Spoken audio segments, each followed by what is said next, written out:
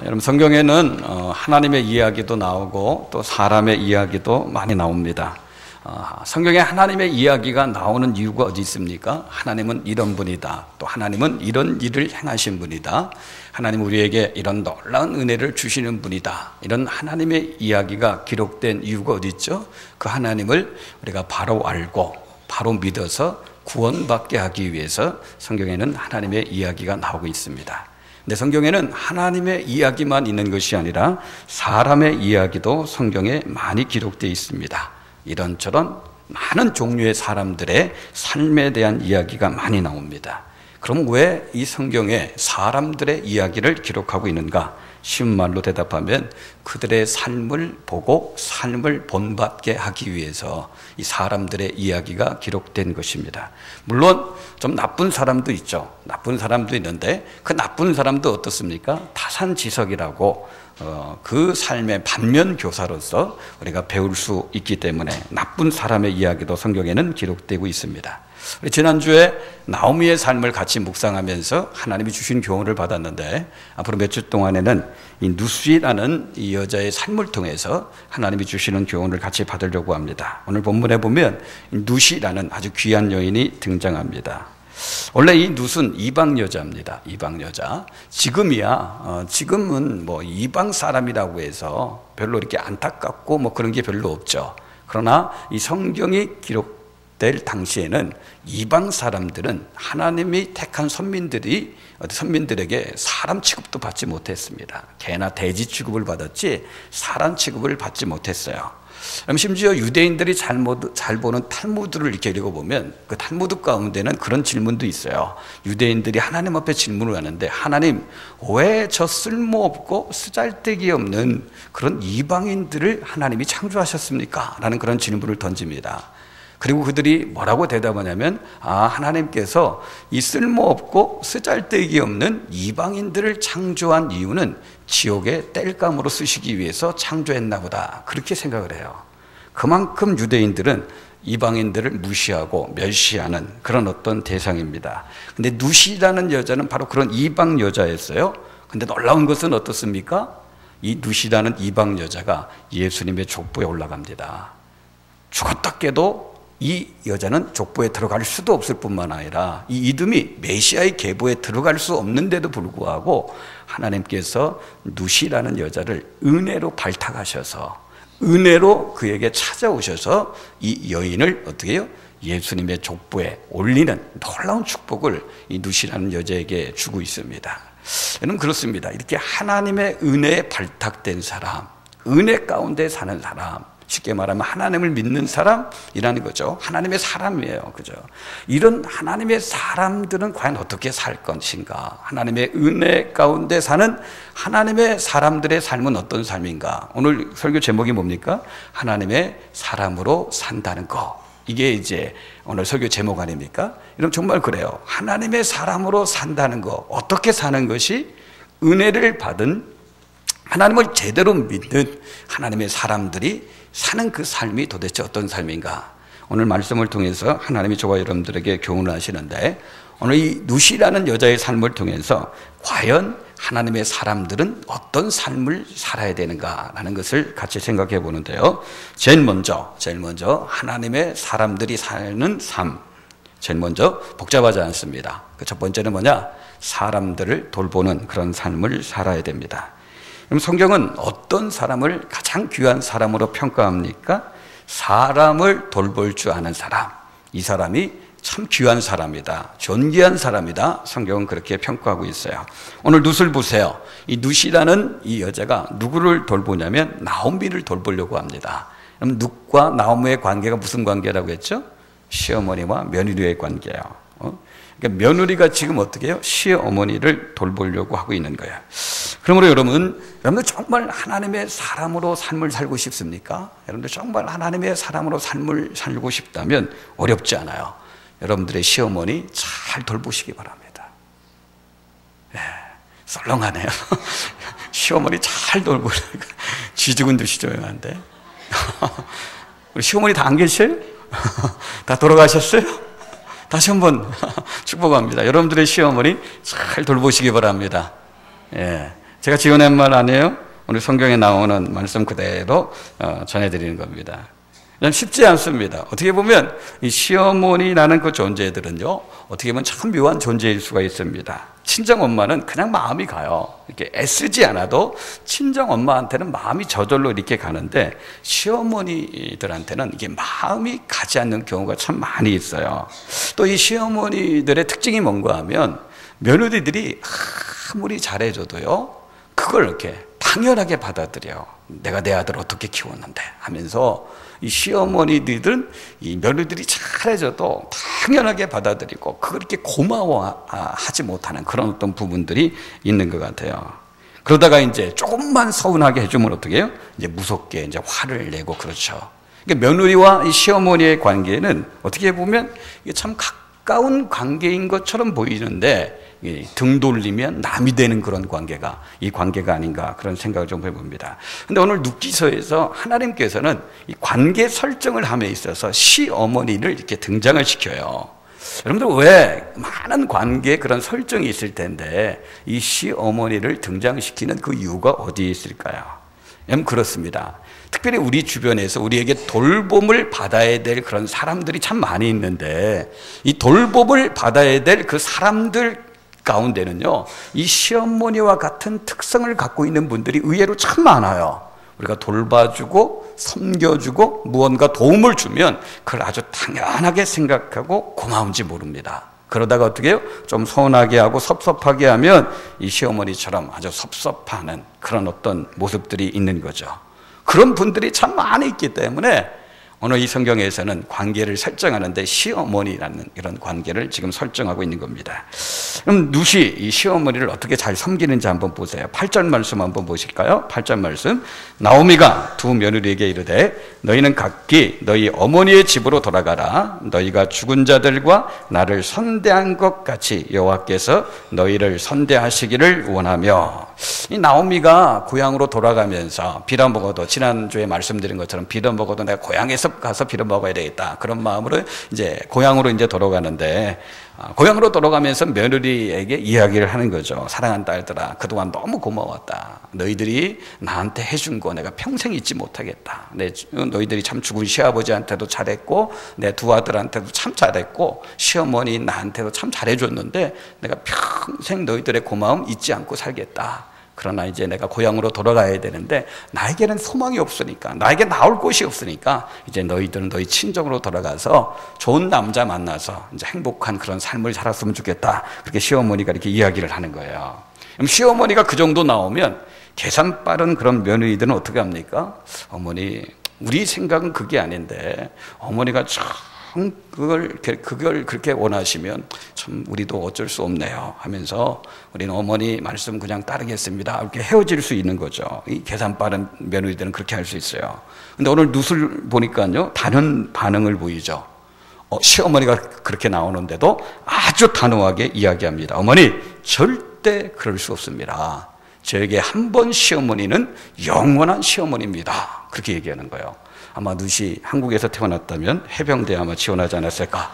한 번 시어머니는 어떻게 해요? 영원한 시어머니입니다. 그렇게 고백을 해요. 죽기 전에는 절대로 어머니 곁을 떠나지 않겠습니다. 제가 고향까지 가서 어머니를 봉양하겠습니다. 그렇게 지금 고백하는 거예요.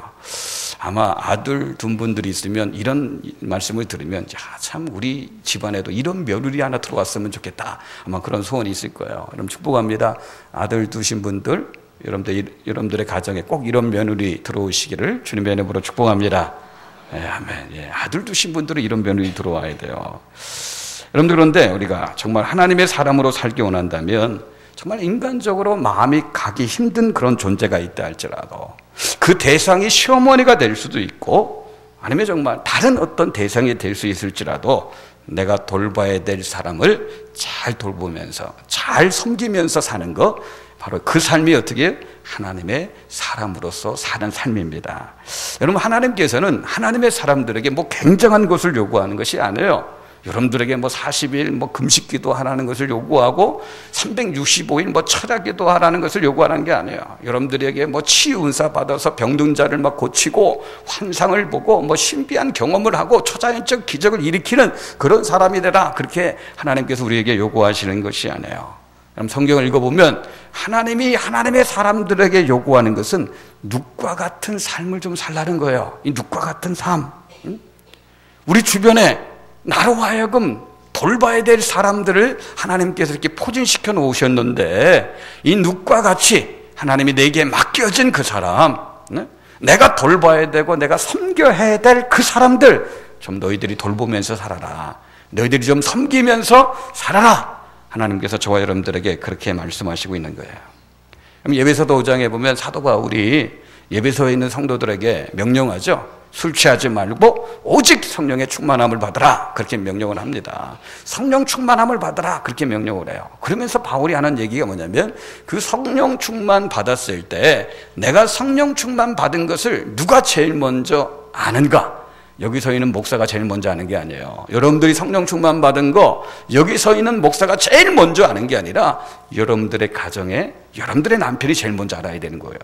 여러분들의 아내가 제일 먼저 알아야 되는 거고, 부모님이 알아야 되고, 자녀들이 알아야 되는 거죠. 그래서 성령 충만 받으라 이렇게 말씀하고 나서 바로 나오는 교훈이 뭐예요? 남편들아 하면서 아내 사랑하기를, 그죠? 아내들아 남편에게 순종하기를, 부모들아 주의 교양과 훈계로 자녀들을 양육해라, 자녀들아 주 안에서 부모를 공경하라, 그 말씀이 바로 이어져 나오는 거예요. 이게 뭐예요? 하나님의 사람으로 산다는 건 뭐예요?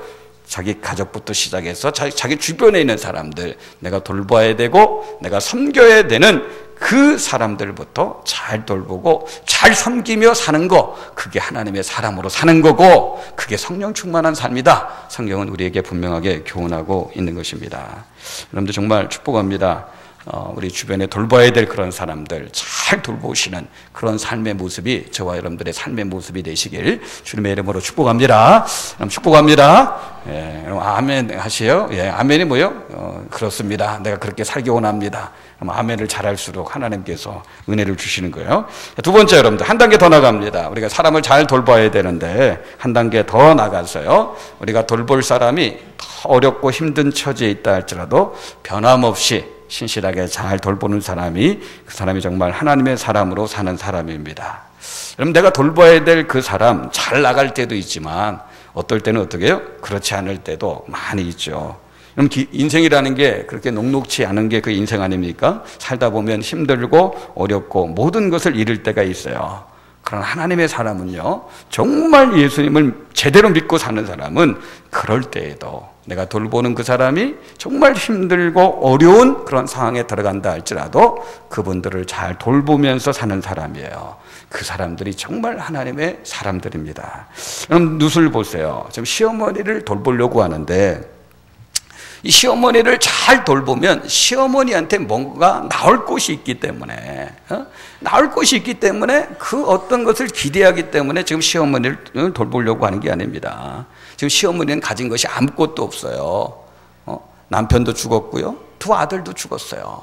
그나마 갖고 있던 것도 다 없어졌어요. 다 잃어버린 상태예요. 아무것도 없는 그런 시어머니인데, 그런 시어머니를 지극정성으로 돌보려고 하는 그런 룻의 모습을 보게 되어지는 거예요.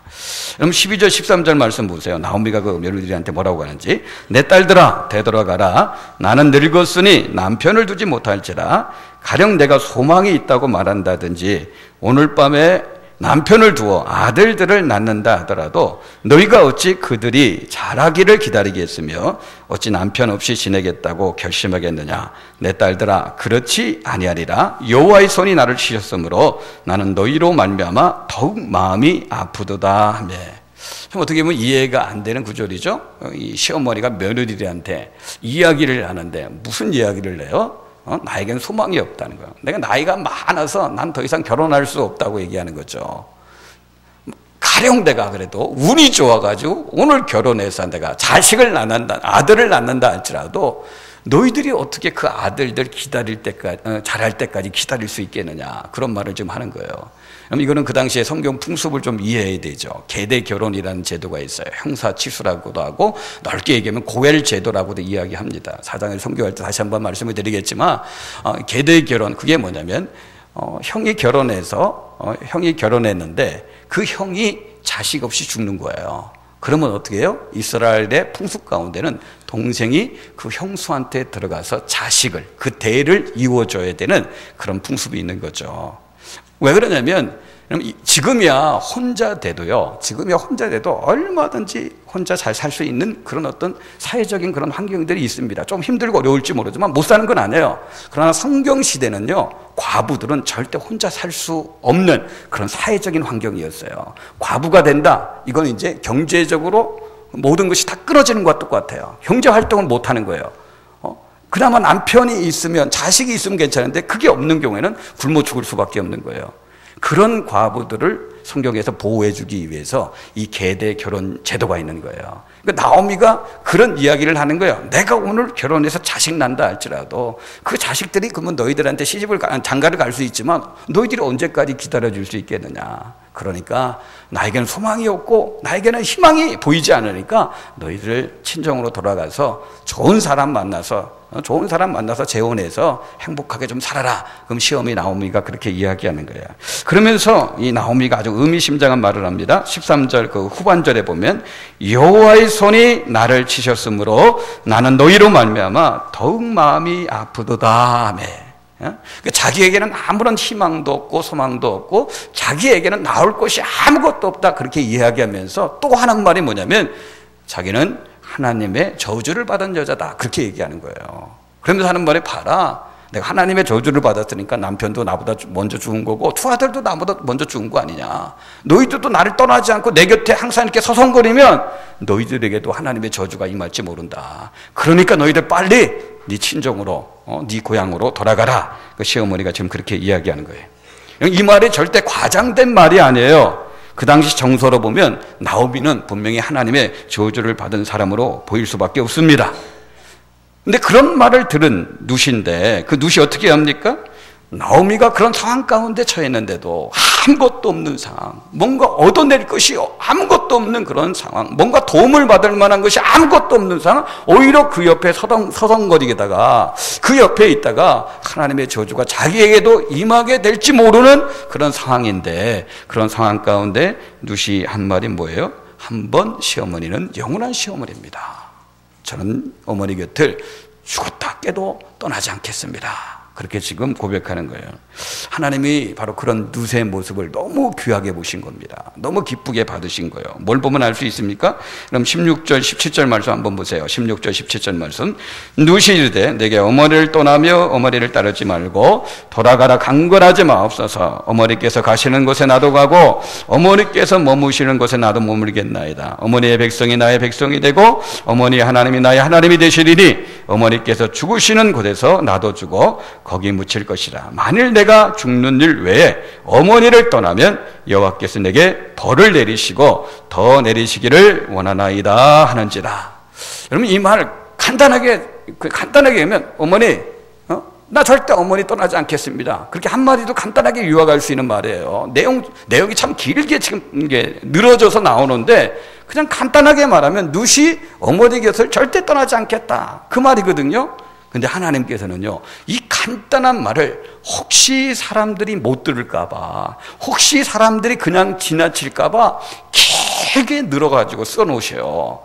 같은 내용인데도 반복을 하면서 어머니 가시는 곳에 나도 구하고 어머니 머무시는 곳에 나도 머물고 어머니 백성이 나의 백성이 되고 어머니 하나님이 나의 하나님이 되고 어머니께서 죽으시는 곳에 나도 죽을 거고 내가 죽는 일에 어머니를 떠나지 않겠다. 같은 말인데도 계속 이렇게 늘어놓고 표현하시는 하나님의 마음을 우리가 읽을 줄 알아야 돼요. 그만큼 롯의 이 자세, 이 결단을 하나님이 존귀하게 보시는 거예요. 기쁘게 받으시는 거예요.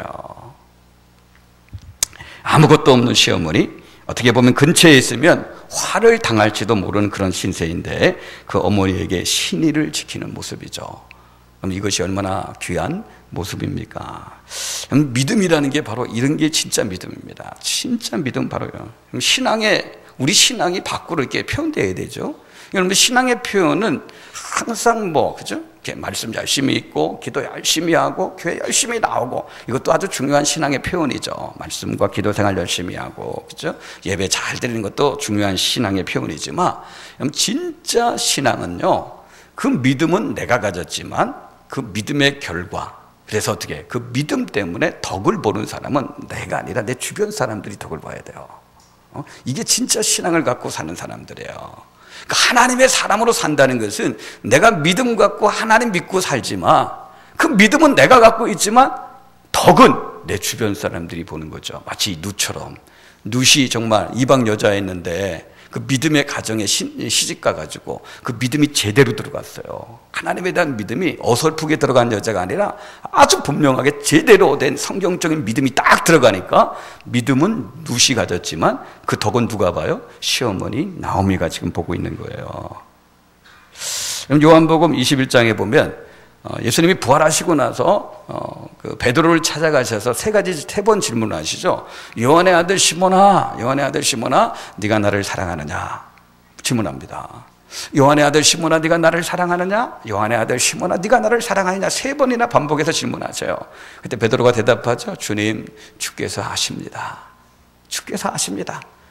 그 대답을 듣고 예수님께서 하시는 말씀이 뭡니까? 그러면 내 어린 양을 먹여라. 그렇죠. 내 어린 양을 치라. 내 어린 양을 먹여라. 그러니까 그 대답을 듣고 예수님께서 베드로에게 네가 정말 나를 사랑하고 나를 정말 믿는다면 너 앞으로 주일 예배 빠지지 말고 기도 생활 열심히 하고 말씀 열심히 보고 전도 열심히 하고, 이런 물론 그것도 아주 중요한 신앙의 표현이라고 했죠. 그렇게 말씀하신 것이 아니라 내 어린 양을 먹여라.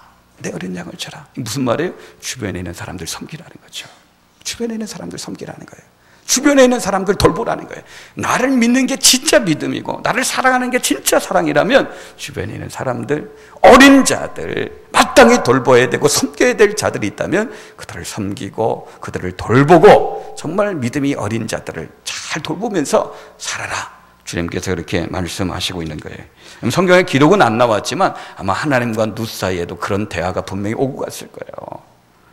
하나님께서 룻에게 분명히 질문했을 거예요. 사랑하는 딸아, 네가 나를 정말 사랑하니? 너 정말 나를 믿니? 룻이 대답하죠. 하나님, 내가 정말 하나님을 사랑합니다. 나 정말 하나님 믿어요. 그랬더니 룻이 하는 말이 뭐예요? 하나님께서 룻에게 하는 말이 뭐예요? 그렇다면 네 시어머니 잘 섬겨라. 네 시어머니 잘 돌봐드려라. 하나님께서 그렇게 말씀을 하시는 겁니다. 그렇습니다. 예수님은 내가 믿지만 덕은 다른 사람이 봐야 하는 겁니다. 예수님은 내가 믿고 덕은 어떻게 내가 돌보는 그 사람, 섬기는 그 사람, 그렇죠? 그 사람들이 보는 거, 그게 바로 내가 진짜 믿음을 갖고 있다는 증명이에요. 내가 지금 하나님의 사람으로 살고 있다라는 분명한 증표가 되는 겁니다. 한 가지 더 봅니다. 하나님의 사람으로 산다는 거 어떤 삶인가? 사람을 돌볼 줄 아는 삶이고, 한 단계 더 나가서 내가 돌봐야 될 그 사람이 아무것도 없는 자리에 들어간다 할지라도 끝까지 변함없이 신실하게 그 사람을 돌보는 거고, 한 가지 더 보면 한 번 더 섬기는 사람이죠. 한 번 더 돌보는 사람이에요. 그럼 한 번 더 섬기는 사람이 진짜 믿음의 사람입니다. 다른 사람들은 다 손 내려놓을 때 한 번 더 섬길 줄 아는 사람, 한 번 더 돌볼 줄 아는 사람, 그 사람이 바로 진짜 믿음의 사람이에요. 오늘 성경 보면요, 이 룻이라는 사람하고 이제 누구를 이제 비교하는데, 누구를 비교하냐면 오르바라는 사람하고 이제 비교를 해요. 여러분, 룻과 오르바는 무슨 사이예요? 무슨 사이? 동서관이에요, 동서관. 그죠? 15절 말씀 보세요. 나오미가 또 이르되, 보라, 내 동서는, 이 동서가 누굽니까? 오르바를 가리키는 거죠. 내 동서는 그의 백성과 그의 신들에게로 돌아가나니 너도 너의 동서를 따라 돌아가라니. 나오미에게는요, 며느리가 둘이 있었잖아요. 룻이라는 며느리 있었고 또 오르바라는 며느리가 있었어요. 누가 손윗동선인지는 참 잘 몰라요. 성경에는 그게 안 나왔으니까. 근데 여러분들, 이 오르바라는 이 며느리도 참 괜찮은 며느리예요. 그죠? 시어머니가 모든 걸 다 잃어버리고 힘들고 어려운 상황에 처해서도 그 시어머니 곁을 떠나지 않았어요.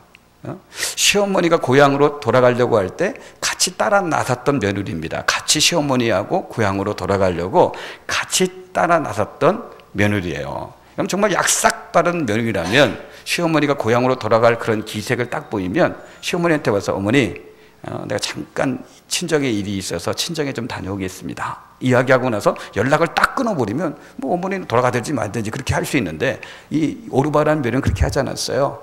그 시어머니가 힘들고 어려워도 옆에 같이 있었고 그 시어머니가 고향으로 돌아갈 때도 그 어머니를 따라 나섰어요. 같이 고향으로 돌아가기 위해서. 여러분들 그래서 10절 보세요. 10절 보면 나오미에게 이르되 아니니이다. 우리는 어머니와 함께 어머니의 백성에게로 돌아가겠나이다 하는지라. 나오미가 너희들 돌아가라 그렇게까지 이야기했는데도 우리는 어머니와 함께 어머니의 백성. 우리가 누구예요? 누싯과 오르바를 가리키는 거예요. 그러니까 어려울 때 떠나지 않았고 그 곁을 지켰고 어머니가 고향에 돌아갈 때도 같이 따라 나섰고 어머니가 너희들 그냥 너희 고향으로 친정으로 돌아가라 이야기하는데도 그걸 아닙니다. 그래도 어머니 따라가겠습니다. 거기까지 했던 여인이 오르바예요. 그런 면에서 괜찮은 며느리입니다. 이 정도까지 했으면 괜찮은 며느리예요. 그러나 이 나오미 시어머니가 더 강하게 이야기하니까 내게 나올 게 아무것도 없다. 희망이 없다. 소망이 없다. 내 곁에 있으면 너희도 이 저주를 받을지 모른다. 그러니까 너희 고향으로 돌아가서 다시 결혼해라. 재혼해서 행복하게 살아라. 너무 강하게 얘기하니까 오르바는 어떻게 해요? 울면서 자기 친정으로 돌아갔다. 그렇게 기록하고 있죠. 나름대로 괜찮은 며느리였는데 그 오르바가 친정으로 돌아가는 그 순간부터 성경에 보면 그 여인에 대한 관심은 뚝 끊어지는 겁니다. 어떻게 하나님께서 보실 때 좀 서운했던 것 같아요. 룻과 같이 한 번도 섬겼으면 좋았을 텐데, 그죠? 오르바가 이제 그렇게 못한 거죠. 그러니까 성경의 카메라가 이제 더 이상 오르바를 비치지 않고 룻이라는 한 여자에게 집중돼서 비치는 그런 모습을 보게 되어지는 겁니다. 똑같은 상황인데 룻은 자기 동서 오르바보다 한 번 더 섬기겠다는 결단을 합니다. 그래도 전 죽어도 어머니 곁을 떠나지 않겠습니다. 한 번 더 신앙을 고백합니다. 한 번 더 섬김의 결단을 합니다.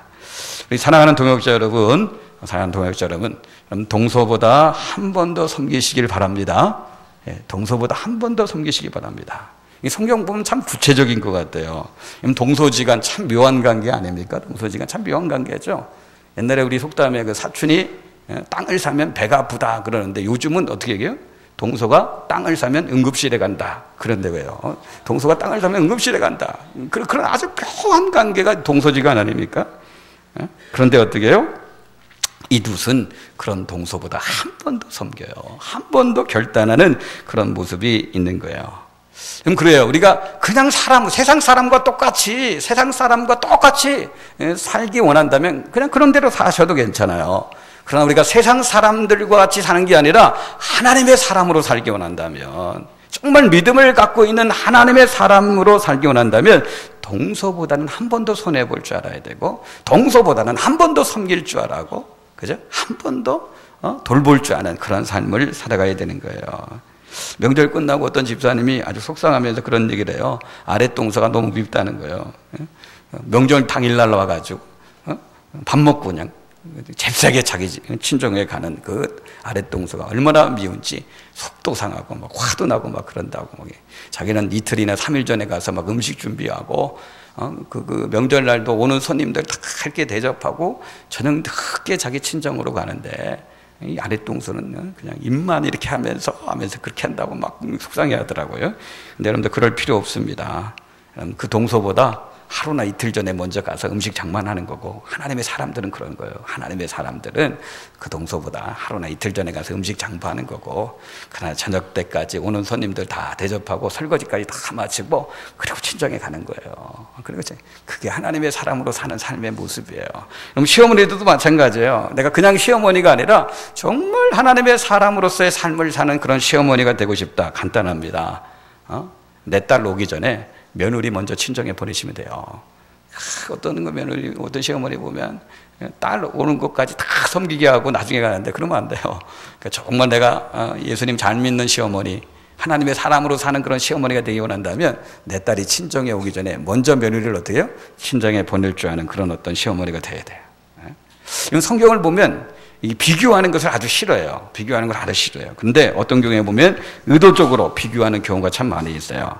내가 잘하고 있는지 못하고 있는지 이 상대적으로 비교가 될 때 잘 알 수 있기 때문에 이 성경도요 의도적으로 비교하는 경우가 있어요. 아까 위에서 말씀드린 베드로 그 예시죠. 예수님께서 베드로에게 아주 비교적으로 이야기하죠. 뭐라고 해요?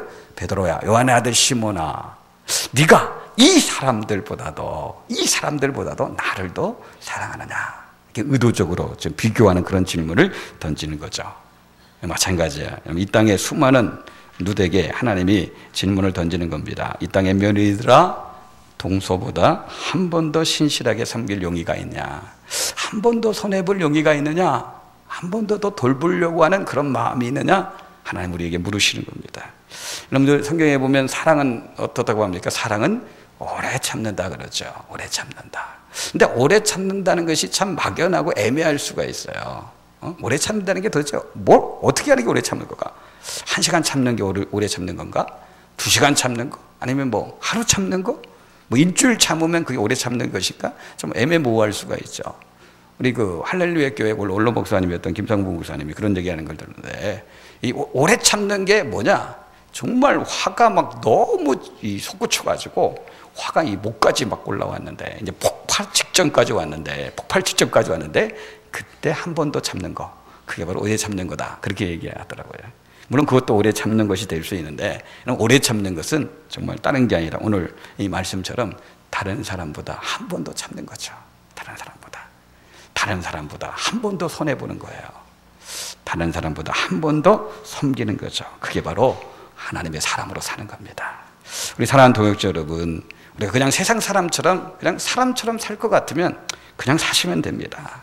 그러나 정말 저와 여러분들이 제대로 된 믿음을 갖고 하나님을 믿는 사람으로 삶을 살기 원한다면 오늘 주신 말씀처럼 우리 주변에 내가 마땅히 돌봐야 되고 섬겨야 될 그런 대상들이 있다면 돌보시면서 사셔야 되는 거예요.